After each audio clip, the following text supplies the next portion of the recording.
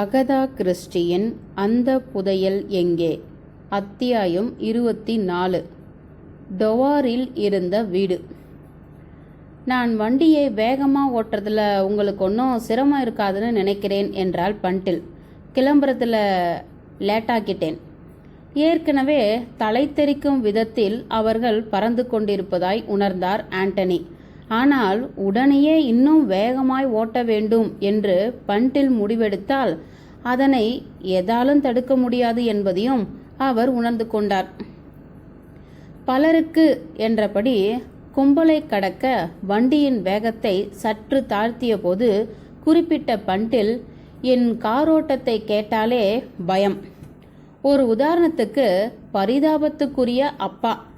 எந்த மந்திரத்தாலும் அவரை நான் ஓட்டும் காரில் ஏற்ற முடியாது. லார்ட் கேட்டர்ஹாமின் முடிவுதான் சரி என்று மனதுக்குள் எண்ணிக்கொண்டார் ஆண்டனி. பயந்த சுவாபம் கொண்ட மற்றும் நரம்பதிரும் முதியவர்கள் பண்டிலின் காரோட்டத்தை விளையாட்டாய் நினைத்து கொண்டு ஏறிவிடக்கூடாது. ஆனால் உங்களுக்கு என் கூட பயணிப்பதில் துளி பயம் இருப்பதா தெரியல என்று தொடர்ந்தாள் பண்டில்.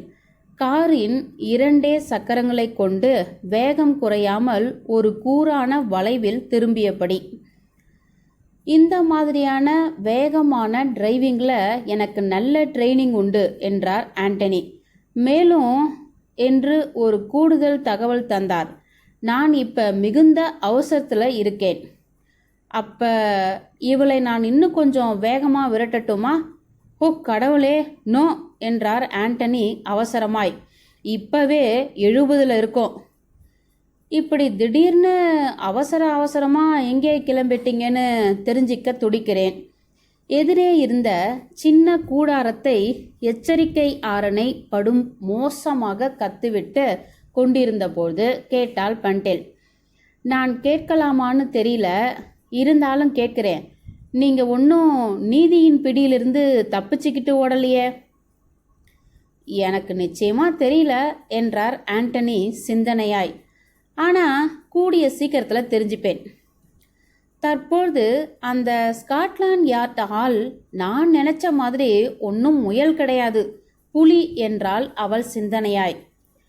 பேட்டில் ஒரு நல்ல மனுஷன் என ஒப்புக்கொண்டார் ஆண்டனி. நீங்கள் ரகசிய பாதுகாப்பு துறையில் பணியாற்ற வேண்டிய ஆளு என்றார் பண்டில். தெரிஞ்சு வைத்துள்ள விஷயங்களை நீங்கள் பகிர்ந்துகிறதுக்கு கிடையாது இல்லையா? நான் நிறைய உளறி கொட்டுவோன் என்னும் கருத்தில் இல்லை நான் இருக்கேன். இங்கு ஏதோ சிந்தனையில் பண்டில் இருக்க, அப்பொழுது குறைந்த வேகத்தில் 3 கார்கள் இவளை கடந்து போயின. பிறகு அவள் திடுமென கேட்டாள், உங்களுக்கு எத்தனை நாளாக விர்ஜினியாவை தெரியும்? இது விடை தர கொஞ்சம் சங்கடமான கேள்வி என்று உண்மையாய் சொன்னார் ஆண்டனி. அவங்கள நான் அடிக்கடி சந்திச்சவன் கிடையாது. இருந்தாலும் ஏதோ பல காலம் பழகின மாதிரி இருக்கு. பண்டில் ஒப்புதலாய் தலையசைத்தாள். விர்ஜீனியா மூளை உள்ளவ என தொடர்பின்றி குறிப்பிட்டாள் பண்டில். எப்பவும் முட்டாள்தனமாக பேசுவது போல தெரியும், ஆனால் அப்படி கிடையாது. அவங்களுக்கு மூளை இருக்கு. அவங்க எஸ்ஸோஸ்லோவாக்கியாவில் இருந்தபோது ஒப்பிட முடியாத சாதுர்த்தியத்தோடு இருந்தவங்க, எனக்கு தெரியும். டிம் ரேவல் இருந்திருந்தால் பிரமாதமான வாழ்க்கையை வாழ்ந்திருப்பார். எல்லாம் மிஸ்ஸஸ் ரேவலால. அவருக்காக விர்ஜீனியா தலை முதல் பாதம் வரை சிரமப்படுத்திக்கிட்டு உழைச்சிருக்காங்க. அவருக்காக என்ன பண்ணணுமோ அவை அனைத்தையும் உடல் வருத்திக்கிட்டு அவங்க செஞ்சு தந்திருக்காங்க. அது ஏன்னு எனக்கு தெரியும். ஏன்னா விர்ஜீனியா அவரோட கணவரை தீவிரமாக விரும்பியிருக்காங்க. அதனால் தனக்கு முன் விரிந்த சாலையை பார்த்தபடி நெட்டை கொத்தலாய் உட்கார்ந்து கொண்ட ஆண்டனி கேட்டார். நோ, அவங்க அவரை அப்படி விரும்பலை, அதனால் விளங்கலை. விர்ஜீனியா அவரை காதலிக்கலை. இவர் அவரை என்றுமே காதலிச்சதும் கிடையாது. இது ஈடுகட்டவே என்னவெல்லாம் எப்படியெல்லாம் அவருக்கு உதவ முடியுமோ அப்படியெல்லாம் விர்ஜீனியா உதவியிருக்கிறார். விர்ஜீனியா தனது உடலின் ஒவ்வொரு அங்குலமும் இப்படித்தான். ஆனால் அதுக்காக அவங்கள தப்பாக எடை போட்டுட வேணாம். விர்ஜீனியா டீம் மீது என்றுமே காதலில் இருந்தவர் கிடையாது. அந்த அளவு தெரிஞ்சுக்கிட்டா போதும். இதில் ரொம்ப நிச்சயமாக இருப்பது மாதிரி தெரியுது என்று அவளை திரும்பி பார்த்தபடி குறிப்பிட்டார் ஆண்டனி. பண்டிலின் வெண்டரி விரல்கள் ஸ்டீரிங் வளையத்தை இறுக பிடித்திருக்க அவரது நிமிர்ந்த முகவாய் தீர்மானமாய் இருந்தது. எனக்கு ஒரு சில சமாச்சாரங்கள் தெரியும். அவங்க கல்யாணத்தின் போது நான் சின்ன பொண்ணு. அப்போ சில விஷயங்களை நான் கேள்விப்பட்டேன். விர்ஜீனியா பற்றி தெரிய வந்ததும் தெரிஞ்ச விஷயத்தையும் இவங்களையும் சுலபமாக என்னால் சேர்த்து போட்டு பார்க்க முடிஞ்சது. டீம் ரேவல் இந்த விர்ஜீனியாவால் பந்தாடப்பட்டிருக்கிறார். காதலில் அவர் ஐரிஷ்காரர். அதனால் படு வசீகரமானவர், கவர்ச்சியானவர், மற்றவர்களை ஈர்க்கும்படி தன்னை அழகாக முன்னிறுத்தி கொள்ளும் பக்குவம் தெரிஞ்சவர். அப்போ விர்ஜீனியா மிக இளைய கன்னி, 18 தான். டீமை விட்டு இப்படி அப்படி போக முடியாத இக்கட்டான சூழ்நிலையில் இருந்தாங்க அவங்க. ஏன் அப்படி தினமும் தன்னை வந்து பார்க்கலனா தன்னைத்தானே சுட்டுப்பேன் அல்லது விஷம் குடிச்சிடுவேன்னு பயமுறுத்தி வச்சிருந்தார் டீம். தன்னை கல்யாணம் பண்ணிக்கலனா நிச்சயமாக தன்னை உயிரோடு பார்க்க முடியாதுன்னு வேற விர்ஜீனியாவை மிரட்டியிருந்தார் அவர். எத்தனை தான் பெண் முன்னேற்றம் அது இதுன்னு நாம் முன்னேறிக்கிட்டு இருந்தாலும் இது போன்ற மிரட்டல்களை பெண்கள் நம்புவது தொடர்ந்துக்கிட்டே தான் இருக்கு. தன் அழகு டிம்மை மயக்கி இருக்கு என்பது போன்ற தற்பெருமையான எண்ணத்துக்கு அடிமையாகிறாங்க விர்ஜீனியா. சாத்தானான விர்ஜீனியா தன்னை தேவதையாக வர்ணிச்சுக்கிறாங்க. இங்கு சற்று நிறுத்திய பண்டில், ஒன்று சொல்லிக்கிறேன் என்றார். அவங்க விரும்புவது சுதந்திரத்தை. அதிலிருந்து அவங்கள விலக நினைப்பவங்க ரொம்ப அனுபவிக்க நேரிடும். இது எல்லாத்தையும் கொண்டு வந்து இப்போ எதுக்காக நீங்கள் என்கிட்ட சொல்கிறீங்கன்னு எனக்கு விளங்கலை என்றார் ஆண்டனி மெதுவாய். மனிதர்களை பற்றி தெரிந்து கொள்வது சுவையானது இல்லையா? குறிப்பாக இது போன்ற மனிதர்களை. எனக்கு அந்த விருப்பம் உண்டு என்று ஏற்றுக்கொண்டார் ஆண்டனி. இதெல்லாம் நீங்கள் நிச்சயமாக அவங்க வாயாலேயே கேட்டிருக்க முடியாது. இன்னொரு டிப் தரப்போகிறேன் அவங்கள பற்றி. இதை நீங்கள் நம்பணும். விர்ஜீனியா ஒரு டார்லிங். பெண்களே கூட அவங்கள அதிகம் நாடுவாங்க. ஏன்னா அவங்க கிட்ட பூனை குணம் கிடையாது. முன்னாடி ஒன்று பேசிட்டு பின்னால் வேற என்னத்தையோ பேசுகிறத சொல்கிறேன். ஆயினும் இன்னமும் புதிர் போட்டவராய்தான் கிடந்தார் ஆண்டனி. இத்தனை தகவல்களை கேட்காமலே தன்னிடம் சொல்லுமாறு எது பண்டிலை துரத்தி கொண்டிருக்கிறது என ஆச்சரியத்தில் இருந்தார் ஆண்டனி. ஆயினும் இத்தனை தகவல்கள் வந்து விழுவதில் அவர் திருப்தியாய்தான் இருந்தார், இடையில் மறுத்து நிறுத்தாமல். டிராம் வண்டிகள் எதிர்படும்போது அழுத்து கொண்டு வேகத்தை பண்டில் குறைத்து கொள்ள குறைந்த காரோட்டத்தையும் பண்டிலையும் சேர்த்து பார்க்க முடியாமல் ரசித்து கொண்டார் ஆண்டனி. இறுதியாய் சந்தடி மிகுந்த ஆக்ஸ்போர்ட் சாலையை அடைந்தார் பண்டில். ரொம்ப லேட் ஆகலையே என்றால் பண்டில் பெருமையாய் கைகடிகாரத்தை பார்த்தபடி. பிறகு உங்களை எங்கு இறக்கி விடணும் என்றாள். எங்கே வேணும்னாலும். நீங்கள் எந்த பக்கம் போகிறீங்க? Night fridge. அப்போ சரி, என்னை பார்க் சதுக்கத்தில் இறக்கிடுங்க. குறிப்பிடப்பட்ட இடத்தை அடைந்ததும் குட் பை என்றால் பண்டில். எப்படி திரும்புகிறதா உத்தேசம்? நான் அதை பார்த்துக்கிறேன். Thank you very much. நான் உங்களை பயமுறுத்திட்டேன் என்று தனது காரோட்டத்தை குறிப்பிட்டால் பண்டில். வயசான நரம்பதிர்வு பேர்வழிகள் உங்களோட காரில் வரக்கூடாதுன்னு ஒத்துக்கிறேன். ஆனால் இன்னைக்கு நான் ரொம்பவே என்ஜாய் பண்ணேன். இந்த அளவுக்கு படபடப்பு கடைசியாக எனக்கு எப்போ நேர்ந்தது தெரியுமா? ஒரு முறை காட்டில் சில மத யானைகள் கிட்ட மாட்டிக்கிட்ட போது.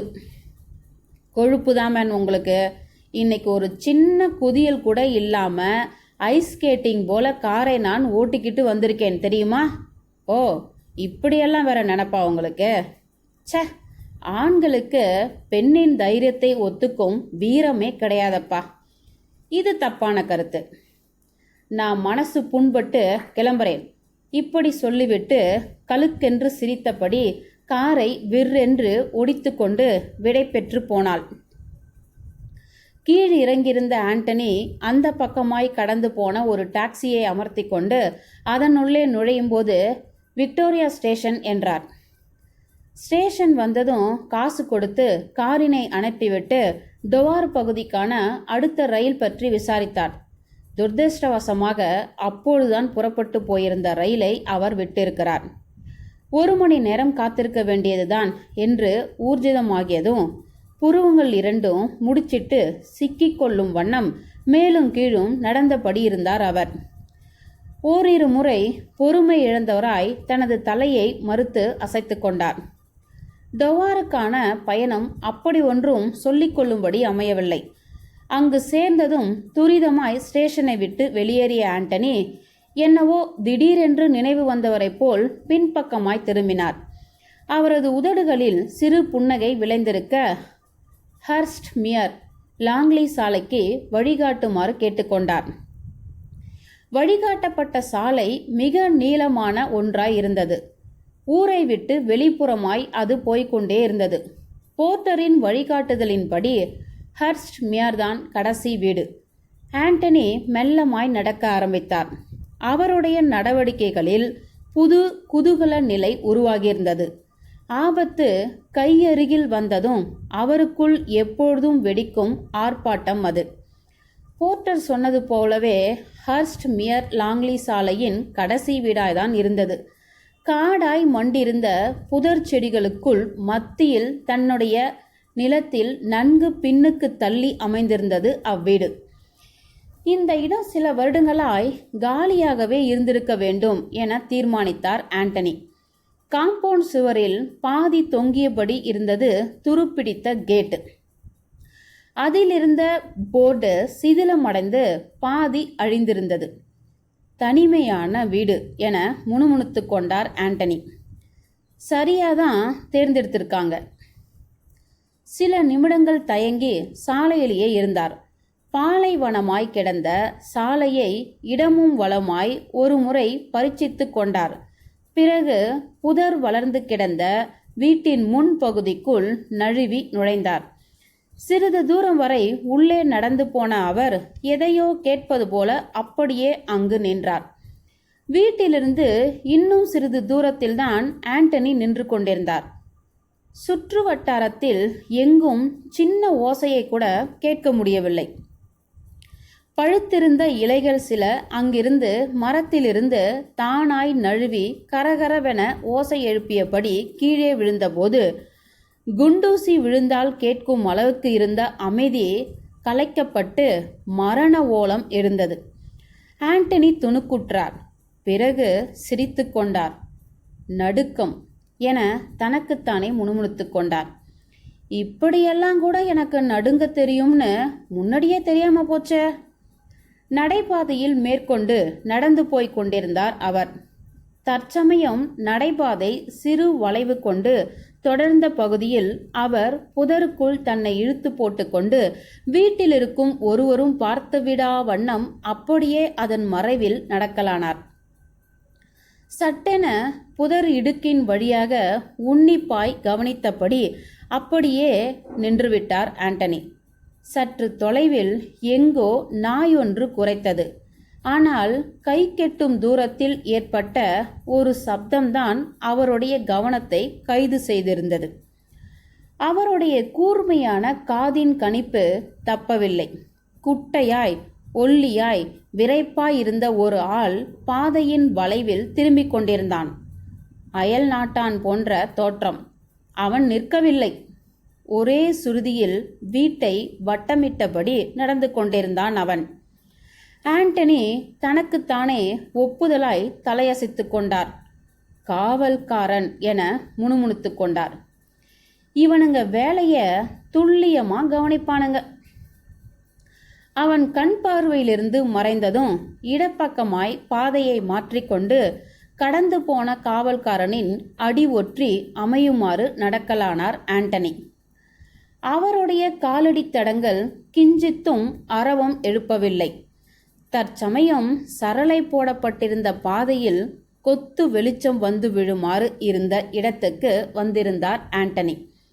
பல மனிதர்கள் ஒன்றாக பேசிக்கொண்டிருக்கும் ஓசை துல்லியமாக கேட்டது. அடக்கடவுளே, எப்படியாப்பட்ட மரம் மண்டைங்க இவனுங்க, முணுமுணுத்து கொண்டார் அவர். இவனுங்களை திடுதிப்புன்னு போய் பயமுறுத்துவது தான் சரி. ஜன்னல் வரை போயிருந்த ஆண்டனி அங்கு உள்ளிருக்கும் யாருக்கும் தான் தெரிந்துவிடா வண்ணம் சற்று குனிந்து கொண்டார். பின் வெகு ஜாக்கிரதையாக தன் தலையை மட்டும் ஜன்னலின் அடிமரசட்டம் வரை தூக்கி கொண்டார் அவர். உள்ளே நடப்பவற்றை பார்க்கலானார். அரை டசன் பேர் அங்கிருந்த மேஜையை சுற்றி உட்கார்ந்திருந்தார்கள். 4 பேர் தூக்கி கொண்டு நிற்கும் முகவாய் எலும்புகளால் அஜானபாகுவாய் கொழுத்திருந்தவர்கள். அவர்களது கண்கள் கீழ் நோக்கி இழுத்து விட்டதைப் போல தொங்கி உப்பியிருந்தன. மீதி 2 பேரும் எலி போல தோற்றம் கொண்ட, அது போலவே துருதுருப்பாகவும் இருந்தவர்கள். பேசிய மொழி பிரெஞ்சாக இருந்தாலும் அந்த நன்கு கொழுத்த மனிதர்களும் பன்றி உருமும் குரலில் அம்மொழியை மிகவும் கொச்சையாக பேசிக்கொண்டிருந்தார்கள். பாஸ் என்று கேட்டான் உருமலாய் 4 ஒருத்தன். அவர் எப்போ வருவாரு? எலி மனிதனின் ஒருவன் தோள்களை குலுக்கி காட்டினான். எந்த நொடியிலையும். அப்ப வர்ற நேரம்தான் என்று உருமினான் முதலில் பேசியவன். நான் அவரை பார்த்ததே கிடையாது, உங்க பாசத்தான் சொல்றேன். ஓ, இப்படி வெறுமனே காத்து கிடக்கும் காலகட்டத்தில் எத்தனை பெரிய மற்றும் வெற்றிகரமான வேலைகளை நாம செஞ்சு முடிச்சிருக்கலாம். முட்டாளே என்றான் எலி மனிதன் அடிப்பவனை போல். நீங்களும் உங்க கூட்டமும் போலீஸ்காரன்கிட்ட மாட்டிக்கிட்டு முட்டிக்கு முட்டி வாங்குகிற பெரிய வேலையைத்தான் வெற்றிகரமா செஞ்சிருப்பீங்க, கொரில்லா குரங்குகள். இதற்கு இன்னொரு கொழுத்திருந்த ஆளு ஆஹா என கோபமாய் உருமினான். நீ கூட்டாளியை பழிக்கிறாயா? நான் கூடிய சீக்கிரத்துல சிகப்பு கையின் குறியீட்டை உன் தொண்டையில பதிக்கிறேன இல்லையானா பார். அவன் முட்டாள் என்றவன் மீது பாய பாதி எழுந்துவிட அவனிடமிருந்து இன்னொருவன் அவனை அப்படியே பிடித்திழுத்து உட்கார வைத்தான். கைகலப்பு கூடாது என்றான் அவன் உருமலாய். நாம ஒன்னா ஒத்துழைக்க வேண்டி இருக்கு. இந்த கட்டளையிலிருந்து நாம விலகிவிடக்கூடாது. கட்டளைகளை மீறுவது கிங் விக்டருக்கு பிடிக்கவே பிடிக்காதுன்னு கேள்விப்பட்டிருக்கேன். இருட்டில் சுற்றி கொண்டிருக்கும் காவல்காரனின் காலடி ஓசையை மறுபடியும் கேட்க ஆரம்பித்ததை ஆண்டனி கேட்க அவர் தன்னை மீண்டும் ஒரு புதருக்கு பின்னால் இழுத்து கொண்டார். யாரதங்கே என்றான் உள்ளிருந்த ஒருவன். கார்லோ, காவல் செஞ்சிட்டு இருக்கேன். ஓ, நம்ம கைதிக்கு என்னாச்சு? அவன் பரவாயில்லாம ஆகிட்டான், சீக்கிரமாவே குணமாகிடுவான். நாம கொடுத்ததுல அவன் மண்டையில ஏற்பட்ட விரிசல்ல இருந்து மலமலன்னு தேறிட்டான். ஆண்டனி அழுங்காமல் வெளியேறினார். காட், என்ன கூட்டம் இது என முணுமுணுத்தார். ஜன்னல் கதவு திறந்திருக்க திட்டம் திட்டுறானுங்க. இந்த அழகுல கார்லோன்னு ஒருத்தன். ரகசியம் கசியாம பார்த்துக்க. இந்த லட்சணத்துல எசோஸ்லோவாக்கியான்களும் பிரெஞ்சுக்காரர்களும் ஏறக்குறைய அடித்து கொள்ளும் கட்டம் வரை வந்துவிட்டார்கள். இதுதான் கிங் விக்டரின் தலைமை அலுவலகம். ஆஹா, இதுங்களுக்கு ஒரு பாடம் கற்றுத்தர நல்ல சான்ஸ். இது எனக்கு அதிசய அனுபவமாய் அமையும். மறக்க முடியாத அதிசய அனுபவமாய் எண்ணிக்கொண்டார் ஆண்டனி. இதனால தனக்குத்தானே சிரித்து கொண்டு அடுத்து என்ன பண்ணலாம் என்பது விளங்காமல் சில நிமிடங்கள் நின்று கொண்டிருந்தார் அவர். அவரது தலைக்கு மேற்பகுதியிலிருந்து நடுங்கும் உருமல் வந்தது. ஆண்டனி நிமிர்ந்து மேற்பக்கம் பார்த்தார். அந்த முணுங்கலான உருமல் மீண்டும் வந்தது. ஆண்டனி வேகமாய் இடமும் வலவுமாய் பார்த்தார். இப்பொழுது உடனடியாய் தனது ரவுண்டின்படி கார்லோ இங்கு வரமாட்டான். கனமாய் நெருங்கிக் கொண்டிருந்த புதரின் ஒரு கிளையை பிடித்து கொண்டு பாம்பு போல அதில் நழுவி ஏறிய அவர் அப்படியே ஒரு ஜன்னலின் மரசட்டம் வரை போயிருந்தார். ஜன்னல் மூடப்பட்டிருந்தது. ஆனாலும் தன்னிடமிருந்த உபகரணம் ஒன்றின் பயனாக அவரால் அதனை திறந்துவிட முடிந்தது. கவனிப்பதற்காக சற்று தயங்கிய அவர் பிறகு ஓசைப்படாது அவ்வறைக்குள் குதித்து இறங்கினார். அங்கு எதிர் மூலையில் ஒரு படுக்கை இருக்க அதில் இருட்டின காரணத்தால் யார் என்று சட்டென அடையாளம் கண்டு கொள்ள முடியாத ஒரு ஆள் படுத்திருந்தான். அப்படுக்கை வரை போன ஆண்டனி கையில் இருந்த சின்ன டார்ச்சினை அவன் முகத்தில் அடித்தார். வெளிரி போய் களை எழுந்திருந்த ஓர் அயல் நாட்டு முகம் அது. தலை பெரிய பெரிய கட்டுகளால் சுற்றப்பட்டிருந்தது. கைகளும் கால்களும் அவனுக்கு கட்டப்பட்டிருந்தன. முழிப்பவனைப் போல் அவன் ஆண்டனியை கண்ணகல பார்த்தான். அவனை நோக்கி ஆண்டனி வளைந்து குனிய, அப்பொழுது உடன் பின்பக்கத்திலிருந்து ஏதோ சப்தம் உருவாவதை கேட்டுவிட்ட அவர் அரை வட்டமாய் சட்டென்று திரும்பினார். அவரது கைகள் தன்னிசையாய் அவருடைய கோட் பாக்கெட்டை நோக்கி பயணிக்க, ஆனால் ஒரு கராரான கட்டளை அவரை மேற்கொண்டு எதுவும் பண்ணவிடாமல் முடுக்கியது. Hands up. என்னை நீங்கள் இங்கே எதிர்பார்த்திருக்க மாட்டீங்க. ஆனால் நீங்கள் விக்டோரியா ஸ்டேஷனில் ஏறிய அதே ட்ரெயினில் நானும் ஏறும்படி ஆச்சு. அறையின் நுழைவாயிலில் நின்று கொண்டிருந்தது மிஸ்டர் ஹேராம் ஃபிஷ். அவர் சிரித்தார். அவருடைய கையில் ஒரு பெரிய நீல துப்பாக்கி.